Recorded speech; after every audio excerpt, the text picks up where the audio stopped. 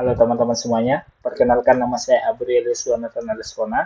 Saya adalah mahasiswa dari Institut Teknologi Mahadobenji Habibie, Angkatan 23, dari program studi Sistem Informasi dengan NIM 231031013. Nah, pada kesempatan kali ini, saya akan menjelaskan mengenai sistem perangkat lunak CRM. Nah, sistem perangkat lunak CRM adalah sebuah sistem uh, yang mendorong sebuah perusahaan untuk mengambil keputusan berdasarkan data. Nah, dengan sistem ini, bisnis diharapkan bisa memahami pelanggan mereka secara mendalam. Nah, pada kesempatan kali ini, saya akan menggunakan sistem perangkat lunak CRM yang bernama Odoo. Nah, untuk apa itu Odoo sendiri? Jadi, Odoo adalah sebuah sistem yang memiliki fitur melacak aktivitas, mengatur alur kerja, dan mengotomisasi tugas yang membantu bisnis untuk mengelola interaksi dengan pelanggan, mulai dari prospek hingga penjualan. Nah, jadi langsung saja kita akan melihat bagaimana sistem perangkat lunak Odoo itu sendiri. Jadi kita bisa mengaksesnya melalui web odoo.com. Nah, pada kesempatan kali ini saya sudah membuat akun yang bernama Abriel Joshua dengan nama perusahaannya yaitu Cimilan Pare. Nah, jadi saya akan menjelaskan bagaimana menggunakan fitur CRM pada perangkat lunak Odoo ini. Jadi yang pertama kita akan membuat lead dulu atau sebuah prospek, di mana perusahaan biasanya mempunyai sebuah produk dan produknya biasa dilihat oleh klien. Namun klien biasanya baru sepintas melihat produk dari perusahaan kita. Nah, jadi lead itu seperti sebuah arahan atau kemajuan. Misalnya di sini saya membuat satu lead dari satu perusahaan dari industri makanan. Terus saya membuat leadnya. Nah, jadi di sini sudah muncul lead dari PT Sentral Proteina Prima Tbk. Nah, lead tadi otomatis akan masuk lanjut menjadi sebuah peluang atau opportunity. Nah, tapi opportunity ini masih belum jelas datanya. Jadi kita coba untuk mengisi datanya secara detail lagi dari data klien yang tertarik pada produk dari bisnis kita. Misalnya di sini saya sudah membuat kontak dari PT Bekerja Keras dengan nama Abel Corleano. Kita pilih saja. Nah, di sini sudah muncul emailnya apa, nomor teleponnya apa. Kita perkirakan omsetnya sebagai contoh di sini saya ambil 10 juta. Di probabilitas yaitu 90%. Jadi jika sudah kita bisa klik save di sini dan kita bisa lihat kembali di tab penjualan lalu tab my pipeline. Kita bisa melihat bahwa kita sudah mempunyai opportunity yaitu dengan nama PT Sentral Proteina Prima Tbk. Kita bisa mengganti nama opportunity-nya di sini misalnya menjadi prospek pembelian besar.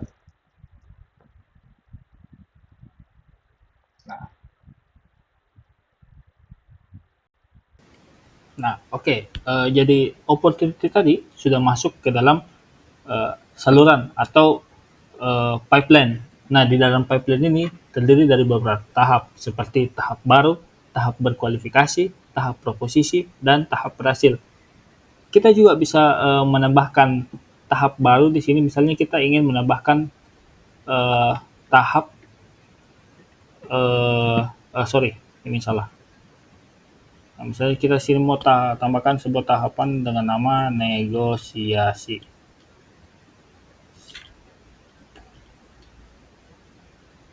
Nah, akan muncul sebuah tag baru dengan nama tahap negosiasi, dan kita bisa mengatur posisinya. Misalnya saya ingin mengatur posisinya di sebelum berhasil. Nah, misalnya kita sebagai pemilik bisnis sudah melihat opportunity ini dilirik oleh klien.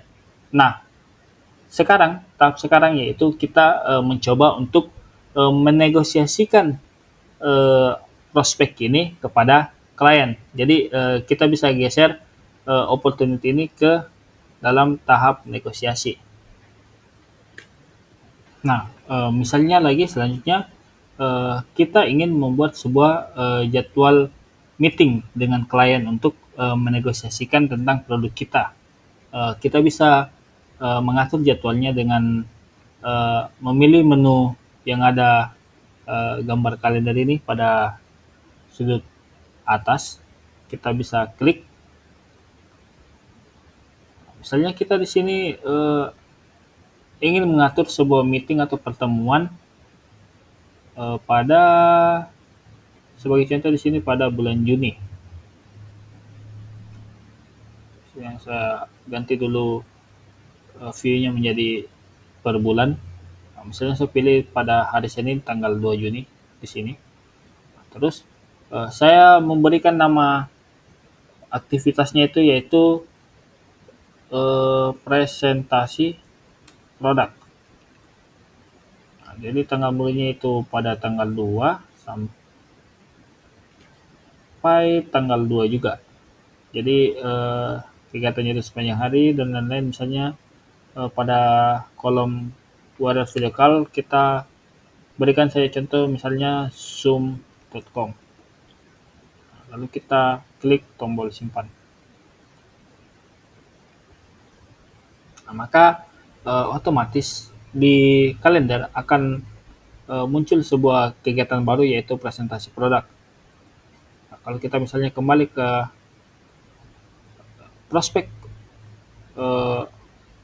pembelian besar pada saluran, akan muncul di log catatan bahwa akan ada presentasi produk pada tanggal 2 Juni. Nah, anggaplah misalnya kita sudah presentasi dan klien setuju dengan produk kita, apa yang kita sudah presentasikan kepada klien. Kita bisa menandai meetingnya telah selesai atau presentasinya sudah selesai. Kita pilih saja selesai.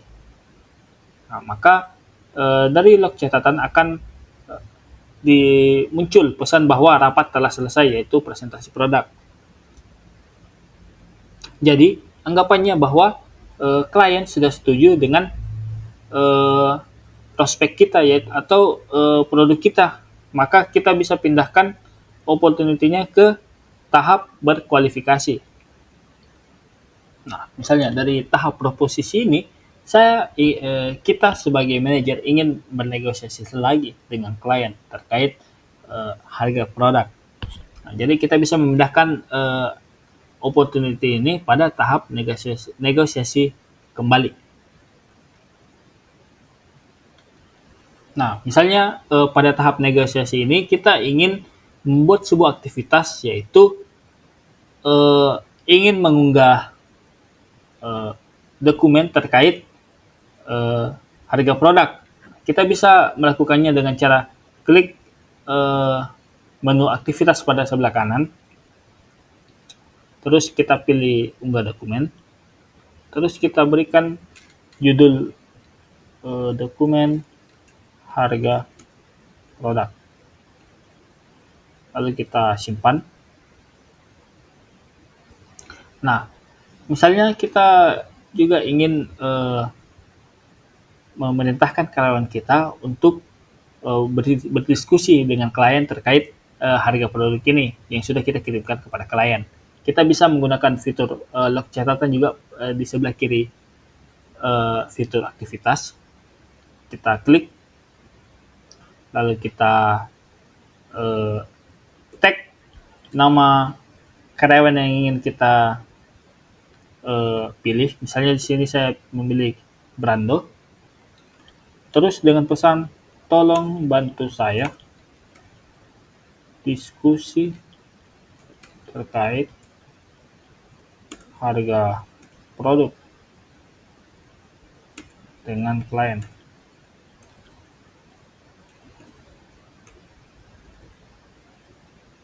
Nah, lalu kita klik tombol log.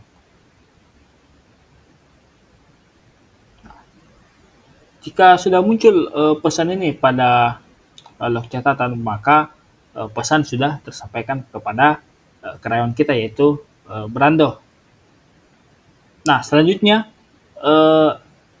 kita menganggap bahwa klien sudah setuju dengan atau sudah melihat terkait dokumen harga produk kita, dan klien sudah setuju dengan harga produk kita, maka kita bisa menandai aktivitas mengirimkan dokumen harga produk kepada klien sudah selesai.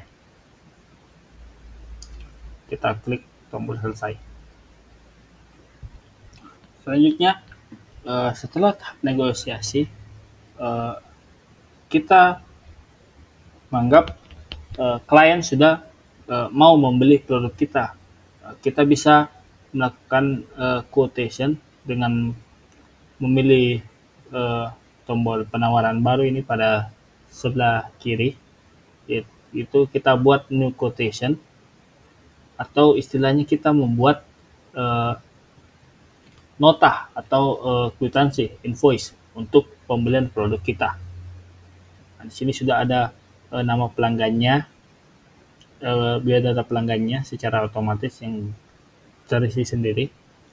Terus pada tab detail order kita tambahkan produknya. Nah, kebetulan di sini saya sudah membuat satu produk, yaitu roti mantau dengan harga satuan 15.000. Kita berikan kuantitas, misalnya klien ingin memberi 1000 pieces. Jadi jumlahnya itu ada 15 juta. Untuk pajaknya kita hilangkan saja supaya nominalnya itu bulat menjadi 15 juta. Lalu kita simpan. Lalu kita konfirmasi invoice atau quotation pembelian klien ini. Lalu kita buat fakturnya. Misalnya klien sudah ingin membayar produk kita sesuai harga yang tertera pada quotation atau invoice, yaitu sebanyak 15 juta. Kita input 456, lalu kita buat draftnya. Oke, jadi kita sudah membuat faktur pelanggan, yaitu sebesar 15 juta yang belum dibayar oleh pelanggan. Ini kita dapat kirimkan ke pelanggan supaya pelanggan dapat segera membayarnya. Lalu kita konfirmasi.